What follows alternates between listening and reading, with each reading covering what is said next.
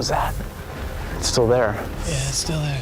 Guess moving back. New evidence has just emerged to prove that Albert Ostman's kidnapping wasn't a hoax, exposing that Ostman was one of the first people to see Bigfoot. What's far more disturbing, however, is that this evidence has created a new mystery because he saw something nobody thought the Sasquatch could do.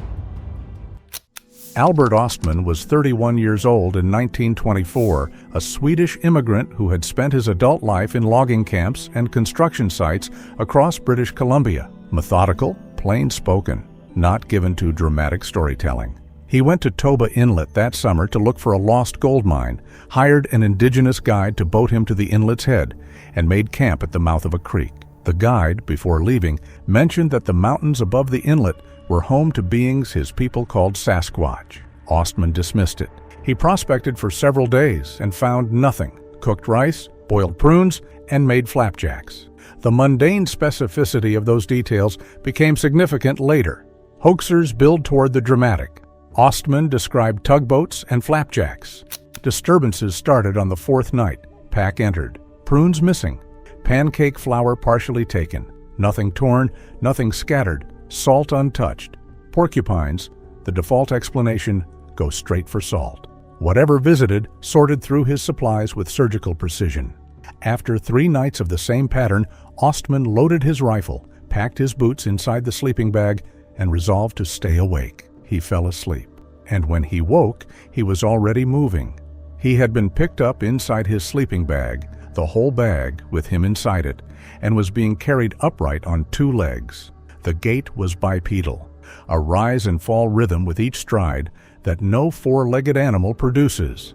One boot had come crossways with the hobnail sole grinding into the arch of his foot. The pain was severe and sustained. He couldn't shift position. His carrier was managing the pack simultaneously. Ostman could feel the cans against his back the entire trip. The journey lasted close to an hour. Steep uphill first, then level ground at a trot, then downhill. The carrier breathed hard on the ascent and occasionally coughed. The opening at the top of the bag admitted just enough air to keep him alive. Ostman noted later that if it had been sealed completely, he wouldn't have survived. When the carrier set him down, the bag rolled. He worked his head out and tried to restore feeling to both legs while listening.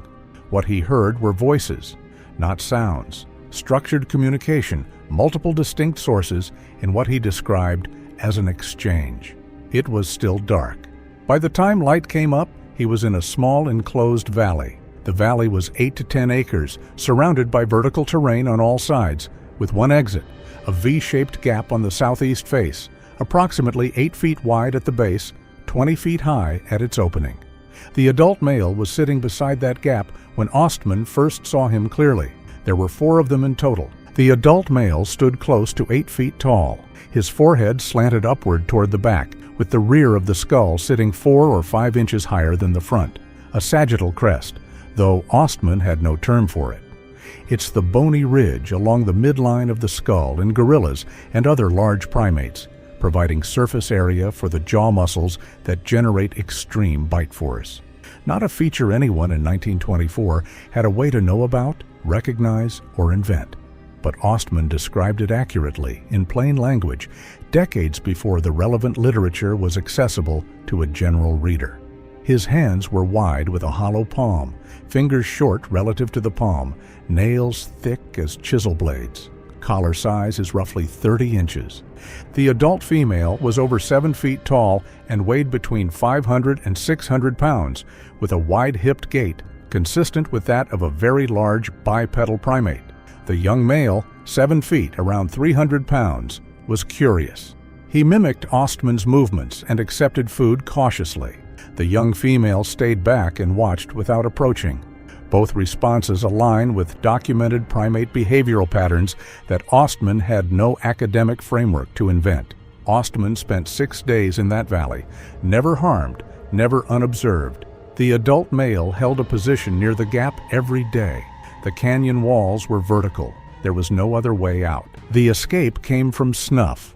Ostman was a daily user, and the adult male had been watching him take a morning pinch with clear curiosity about the object. On the 6th morning, Ostman left the box where the male would find it. The male swallowed the entire contents at once. Immediate coughing, gagging, a sprint toward the spring at the far end of the valley, no longer at the gap. Ostman packed, loaded the rifle, and walked to the exit. The adult female moved toward him. He fired once over her head. She stopped. He went through the gap and ran.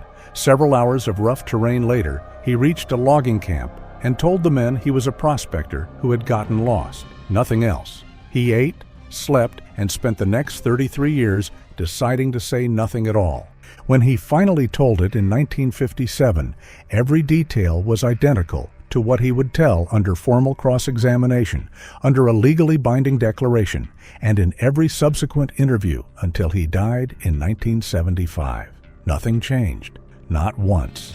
When Ostman finally told his story publicly in 1957, he told it to John Green, a former newspaper editor turned Sasquatch investigator. Green was not a believer. He was a newspaperman trained to evaluate whether people were telling the truth, and he applied that training directly. What Green found was that Ostman answered questions the way people retrieve memory, not the way people recite a rehearsed narrative. Details were consistent across multiple conversations spanning years, not in the polished way of a refined story, but in the textured, uneven way of actual recollection.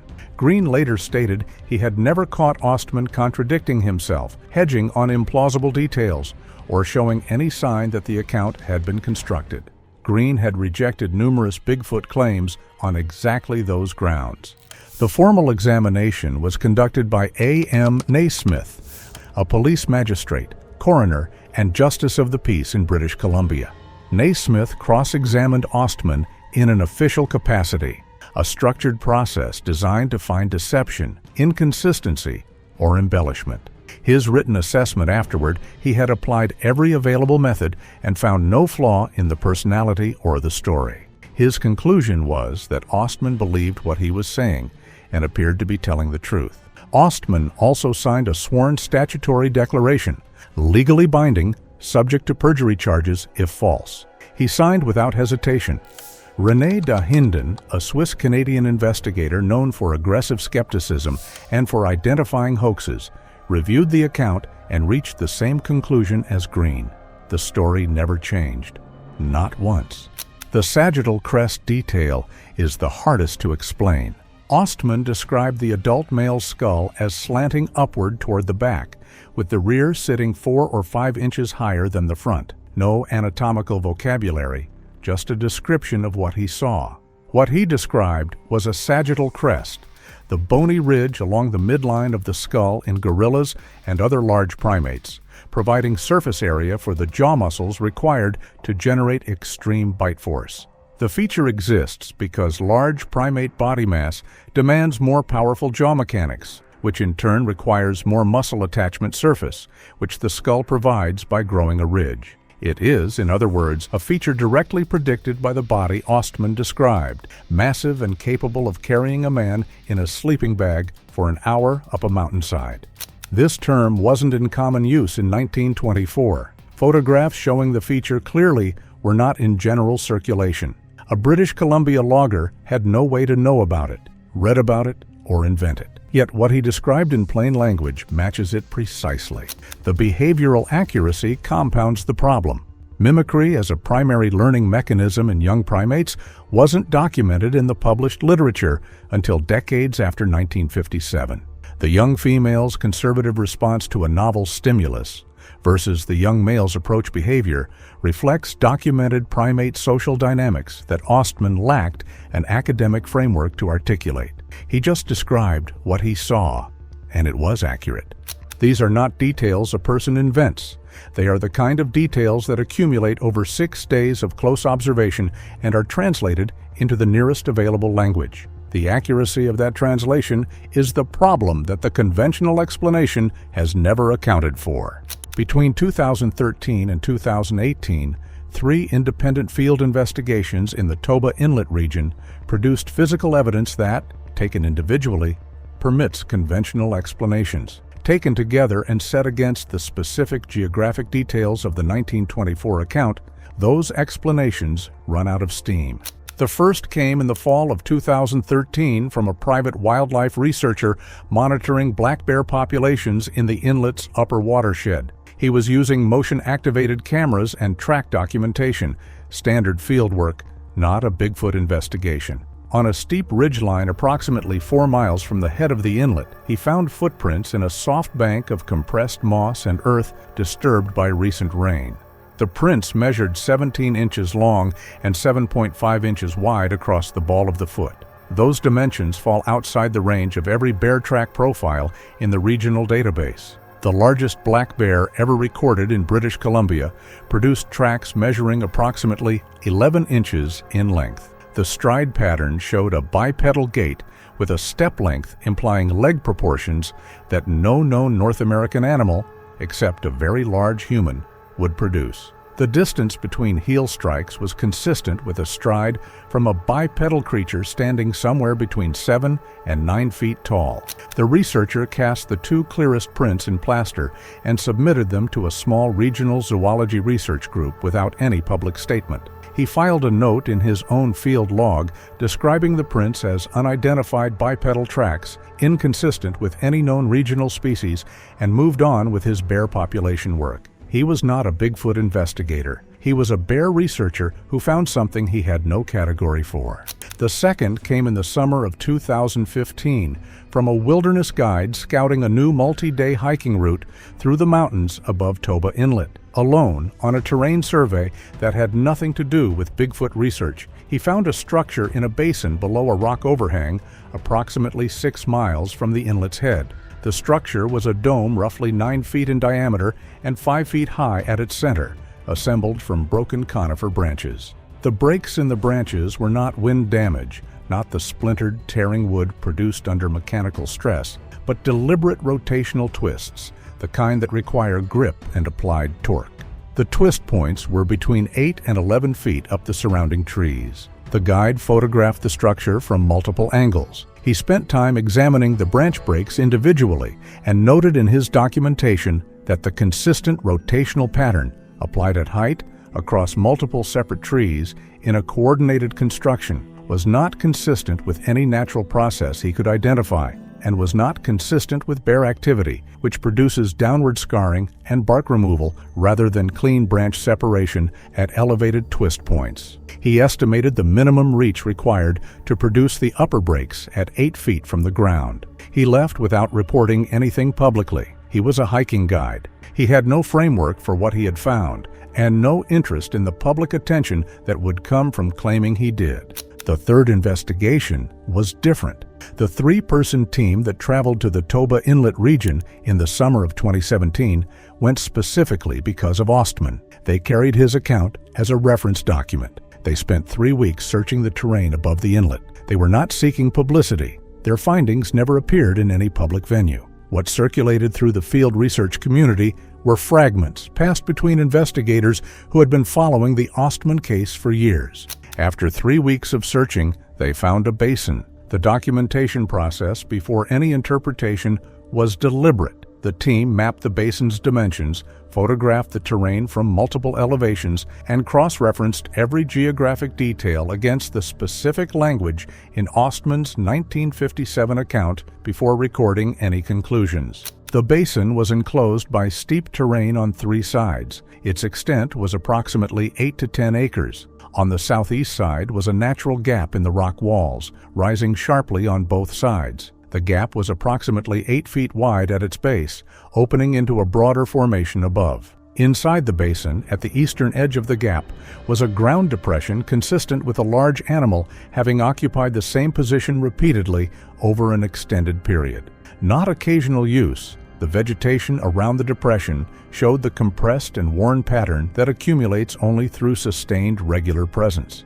At the basin's north edge, a seep spring. A ground depression of that kind requires time and body weight. The vegetation compression pattern the team documented was not the kind that results from a single occupant sitting down once or twice. It was the kind that builds across seasons, repeated use by the same heavy animal in the same position, long enough for the plant material to stop recovering between visits. Whatever had occupied that spot near the eastern gap edge had done so regularly over a long period. in precisely the position Ostman described the adult male maintaining throughout his 6 days of captivity. Every one of those details appears in Ostman's 1957 account: the acreage, the enclosed terrain, the southeast gap, the spring, the position of repeated occupation near the gap's eastern edge. They appear in an account recorded 60 years before this team set foot in the watershed, given by a man who had been there once for 6 days in 1924 and then, under cross-examination more than 3 decades later, described it from memory. The team collected hair samples from 2 locations, broken branches near the gap,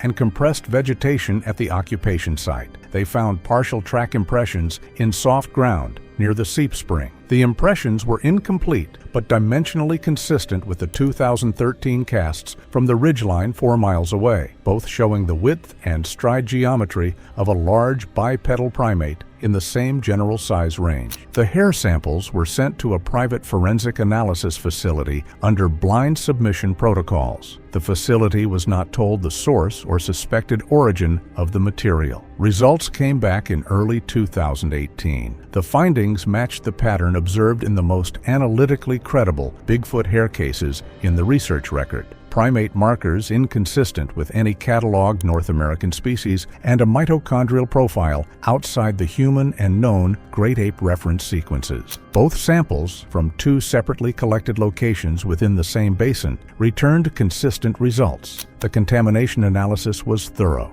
2 samples from 2 separate locations producing consistent results is precisely what contamination protocols are designed to rule out, and the analysis did so. The forensic facility noted in its report that the mitochondrial profile did not fall within the range of any cataloged primate species and recommended additional sampling and further analysis. No public report was filed. The results stayed within the private research network through which the team had been operating. The team explicitly stated in their documentation that they could not claim that this basin was the specific location Ostman described. The Toba Inlet watershed contains multiple enclosed basins, and not all of them have been surveyed. What they stated was that this basin matched every geographic detail Ostman provided, detail given in 1957 in a recorded interview before any research team had mapped the area looking for it, and that the physical evidence recovered from within it was inconsistent with any known species in the regional database. 3 separate people,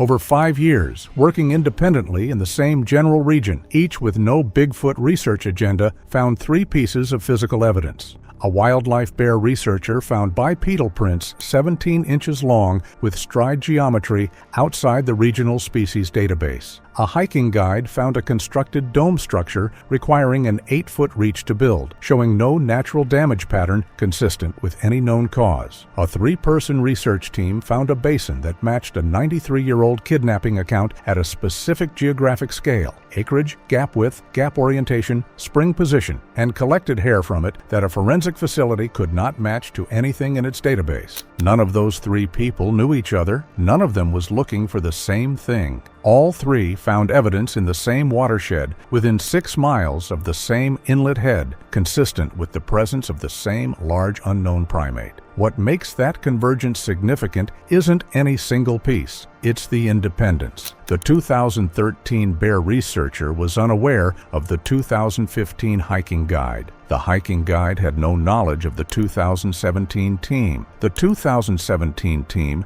knew about the 2013 prints only because those results had filtered through the small regional zoology group the researcher submitted to. They used the dimensional profile as a reference point, not as confirmation. Each finding arrived separately from a different person in a different season at a different location within the watershed. None of them was designed to corroborate each other. They corroborate each other anyway. The dimensional consistency between the 2013 ridgeline prints and the partial impressions found near the seep spring inside the basin is the detail researchers have found hardest to dismiss. The ridgeline site is 4 miles from the inlet head. The basin is located somewhere above the inlet, in terrain that the research team spent 3 weeks locating. The 2 sites are not adjacent, yet the width and stride geometry of the prints at both locations fall within the same range, consistent with the same bipedal primate, or at minimum with 2 separate individuals of similar size, moving through the same general watershed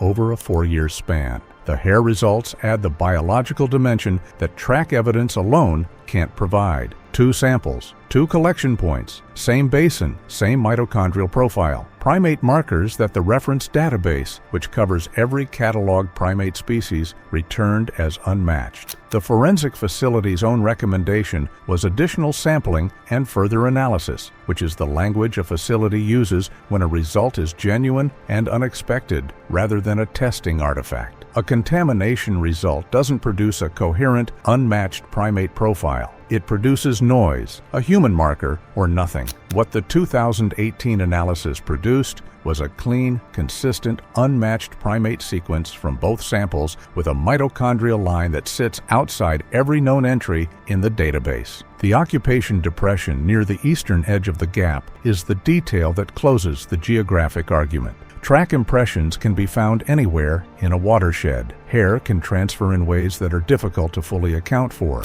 But a ground depression of the kind the 2017 team documented, the specific vegetation compression pattern that forms only through sustained, repeated, heavy-bodied occupation over multiple seasons, is fixed. It doesn't move. It exists at a precise location within a precise basin, and it exists at the eastern edge of the gap in the southeast face of that basin in exactly the position Albert Ostman described the adult male occupying every single day for 6 days in 1924, next to the only exit, watching. The team's documentation notes that the depression's location is consistent with a sentry position, an animal choosing to sit where it can monitor the gap while remaining inside the basin. That behavioral logic matches what Ostman described. The adult male was not roaming the valley. He was not foraging. He held the same position, near the same exit, for the entire 6 days of Ostman's captivity. The depression says something heavy was used in that same position repeatedly, over enough time to leave a permanent record in the ground.